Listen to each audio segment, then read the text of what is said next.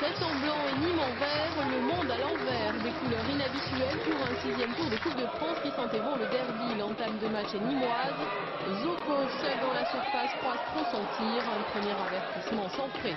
Les Sétois contiennent tant bien que mal les assauts des Gardois. Très dangereux ce coup de pied arrêté à l'image de cette reprise de Bérac. Et c'est donc logiquement qu'à 1 minute de la mi-temps, Nîmes ouvre le score. C'est le jeune Benoît Poulain qui, de la tête, trompe Olivier Labruna. La première mi-temps, on a été inexistant.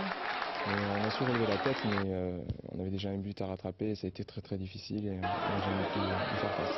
Cette relève en effet un peu la tête en seconde période, même si les plus belles occasions sont nîmoises. Orjac d'une frappe tendue contraint Labruna un bel arrêt. Et puis il y a ces 5 dernières minutes héroltaises, celle du désespoir. Idriss Eschergui, plutôt réaliste d'ordinaire, rate le cadre pour quelques centimètres. Nîmes s'impose 1-0. La victoire a quand même été, je pense, sur le contenu.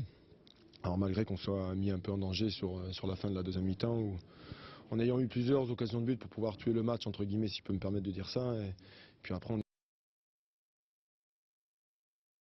jamais à l'abri, une touche, un coup de pied arrêté, une erreur défensive, et ça a pu arriver 1 ou 2 fois. Ce qui est quand même regrettable, c'est qu'on n'est jamais véritablement rentré dans l'esprit de cette compétition, quoi. La compétition Coupe de France, c'est élimination directe, donc il y a un enjeu important sur un match, c'est éliminatoire et on n'avait pas l'impression qu'on était véritablement dans l'esprit de la Coupe.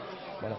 Le tirage au sort du 8e tour de la Coupe de France qui verra l'entrée en lice des clubs de Ligue 2 aura lieu jeudi.